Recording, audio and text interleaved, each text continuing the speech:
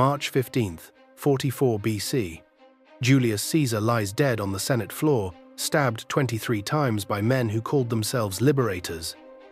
The republic they believed was saved. They were wrong. 1,800 miles away, in the city of Apollonia, an 18-year-old student receives the news. His name is Gaius Octavius. He's sickly, unremarkable, and unknown. His mother begs him not to go to Rome. His stepfather warns him that Caesar's assassins will kill any heir who claims the inheritance. He goes anyway. This is the moment that changes everything. Because this teenager, this nobody, is about to become Augustus, the first Roman emperor. He will rule for 41 years. He will transform Rome from a dying republic into an empire that lasts 5 centuries. He will become a god. But first, he has to survive. When Octavius arrives in Rome, he discovers Caesar's will. The great dictator has adopted him posthumously. With a stroke of a pen, the teenager becomes Gaius Julius Caesar Octavianus. He's now Caesar's son. There's just one problem. Nobody in Rome takes him seriously. The assassins ignore him. Caesar's veterans mock him. Even Mark Antony, Caesar's right-hand man, the consul, the obvious heir, laughs at this boy playing dress-up in a dead man's name. Antony refuses to hand over Caesar's fortune. He refuses to acknowledge the adoption. In the forum, he calls Octavian a child who owes everything to a name. Antony has no idea what he's dealing with. Here's what Octavian understands that nobody else does. The name is everything. He doesn't have armies, he doesn't have experience, he doesn't have respect. But he has the most powerful brand in Rome, the name Caesar. And he's going to weaponize it. Octavian does something genius. He starts paying Caesar's legacies out of his own pocket. Caesar had promised every Roman citizen 300 sesterces in his will. Antony hasn't paid it. So Octavian does. He borrows money, he sells property, he liquidates everything. And he stands in the forum, 18 years old, handing out coins stamped with Caesar's face. The people love it. More importantly, Caesar's veterans love it. Within months, 2 of Antony's legions desert to Octavian. Not because he's a great general, he's never commanded a battle. Not because he's charismatic, contemporary sources describe him as cold, calculating, awkward in public. They defect because he's Caesar's son, and he pays his debts. The Senate watches this unfold with fascination and horror. They need someone to counter Antony, who's becoming dangerously powerful. This teenager might be useful. Cicero, the great orator, the voice of the Republic, calls Octavian a young man of excellent character. Privately, Cicero writes something else. He tells his friend Brutus that the plan is simple. The young man should be praised, honored, and disposed of. Octavian knows this. He plays along anyway. At 19 years old, he's elected consul illegally, since the minimum age is 43. He marches on Rome with 8 legions. The Senate, terrified, gives him what he wants. He's now one of the most powerful men in the Republic. But there's someone more powerful. Mark Antony is in northern Italy with a massive army. Lepidus, another of Caesar's generals, controls Hispania and Gaul. Octavian could fight them both. Instead, he does something that shocks Rome to its core.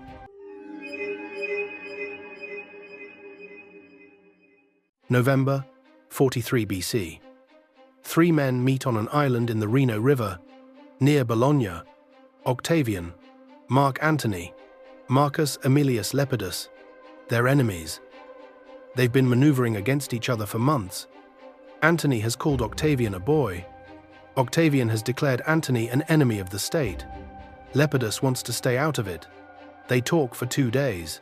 When they emerge, they've formed the Second Triumvirate. It's a legally binding alliance with absolute power. For 5 years, these 3 men will rule Rome as quasi-dictators. They'll divide the provinces, they'll reform the state, they'll restore order, and they'll start with the proscriptions. Here's what the proscriptions mean. Lists of names posted in the forum. If your name is on the list, you're declared an enemy of the state.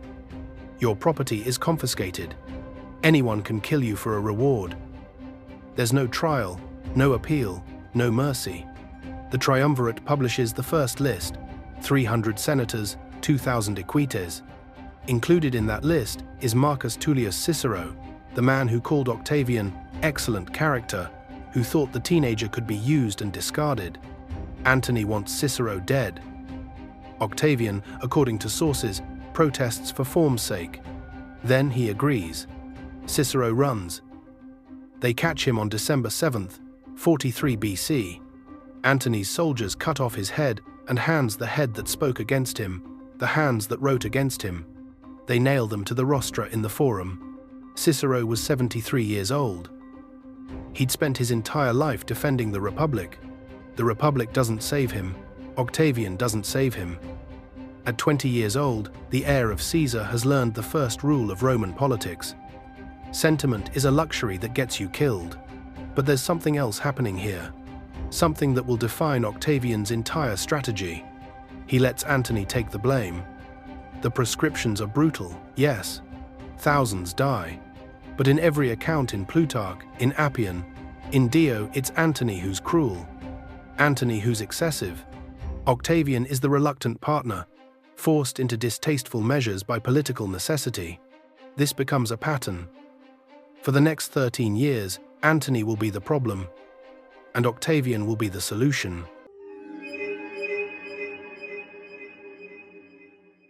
October 23rd, 42 BC, the plains of Philippi in Macedonia. 2 battles, 3 weeks apart. Octavian and Antony crush the liberators Brutus and Cassius, Caesar's assassins. Caesar is avenged, the Republic is truly dead. Octavian goes west to handle Italy, Gaul, and Hispania. Antony goes east to reorganize the rich provinces Syria, Asia, Egypt. Lepidus gets Africa. It seems like a fair division. It's not, because Antony makes a mistake. In 41 BC, he summons Cleopatra VII of Egypt to Tarsus. She arrives on a golden barge, dressed as Aphrodite, with silver oars and purple sails. Plutarch can't resist describing the scene, it's pure theatre. Antony falls for her completely. He spends the winter in Alexandria. He fights a disastrous campaign against Parthia. He marries Cleopatra in an Egyptian ceremony, even though he already has a Roman wife, Octavian's sister, Octavia.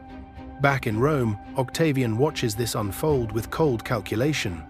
He doesn't attack immediately, he waits, he consolidates, he settles veterans on Italian land, which makes him unpopular but secures loyalty from the legions.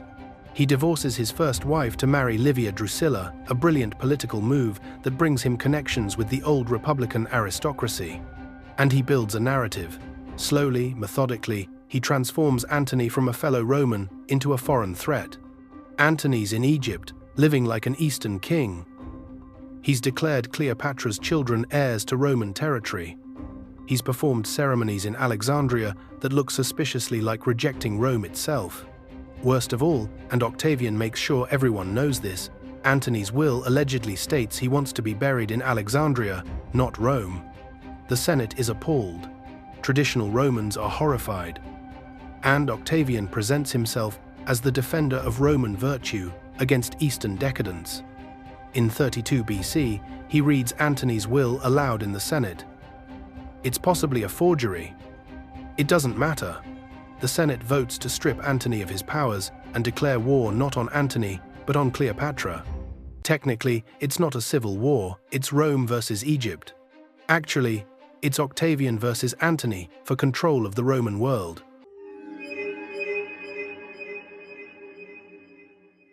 September 2nd, 31 BC. The waters off Actium, on the western coast of Greece. The largest naval battle in ancient history is about to begin. Antony and Cleopatra have 500 ships. Octavian, with his admiral Agrippa, has 400. Everything depends on the next few hours. Then something strange happens. In the middle of the battle, Cleopatra's squadron suddenly breaks through Octavian's line and sails south, away from the fighting. Antony sees her leaving.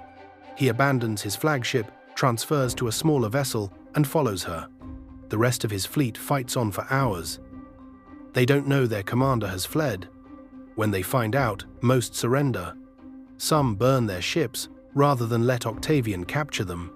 Octavian has won. Not through brilliant tactics, Agrippa deserves that credit. But Antony's decision to follow Cleopatra becomes the story everyone remembers. The great general chose an Egyptian queen over his Roman soldiers. Octavian pursues them to Alexandria. It takes almost a year. When he arrives in August 30 BC, Antony commits suicide. Cleopatra follows him. The Ptolemaic dynasty, the last Hellenistic kingdom, ends with her death. Octavian is 32 years old. He controls the entire Roman world. Every legion answers to him. The Senate does what he wants. There's no one left to oppose him. This is the moment when most Roman strongmen get murdered. Octavian has studied every one of them: Marius, Sulla, Caesar. He knows what happens when you hold absolute power and look like you're holding absolute power. So he does something revolutionary. He gives it back. January 13th, 27 BC. Octavian stands before the Senate and resigns. He returns all his extraordinary powers. He offers to restore the Republic. The senators can govern themselves again. The Senate panics. They beg him to stay. They vote him a new title, Augustus, meaning revered one. They grant him command of the provinces that require legions: Gaul, Hispania, Syria. These commands are temporary, of course, renewable every 10 years. They're still renewing them when he dies 41 years later. Here's the genius of it. Augustus doesn't look like a dictator. He's not. He holds no office that Caesar didn't hold. Everything he does is technically legal, technically republican. He's just the princeps, the first citizen. But every legion reports to him. Every governor owes their position to him. He controls Egypt personally, and Egypt grows the grain that feeds Rome. Cross Augustus, and Rome starves. Dio Cassius, writing 2 centuries later, sees through it completely. Augustus put up the facade of the Republic, but established the monarchy. The Republic is dead, but it looks alive. That's what makes Augustus a genius. August 19th, 14 AD. 76 years old, Augustus dies in Nola, the same town where his father died decades earlier. According to Suetonius, his last words are directed at friends visiting his deathbed. Have I played the part well? He has, better than anyone could have imagined. The sickly teenager who arrived in Rome in 44 BC has ruled for 41 years. He's rebuilt the city literally. The brick city of the Republic becomes the marble city of the empire. Augustus brags that he restored 82 temples in a single year. Doesn't mention how much that cost, but Suetonius preserves the number. Proof of devotion, proof of wealth, proof of permanence. He's reorganized the entire Roman administration, created a professional civil service, established a permanent standing army, extended the borders to the Rhine and Danube, added Egypt, which pumps so much wealth into Rome that he can lower taxes. He's survived 42 years of conspiracy and violence, numerous plots against his life, multiple scandals involving his daughter Julia, whose sexual escapades become so notorious that Augustus banishes her to an island. Even in his family life, he can't control everything, but he controls Rome. When he dies, there's no civil war. His stepson Tiberius becomes emperor. The transition is smooth. The system Augustus built is so robust that it survives terrible emperors: Caligula, Nero, Commodus. It survives the year of 4 emperors.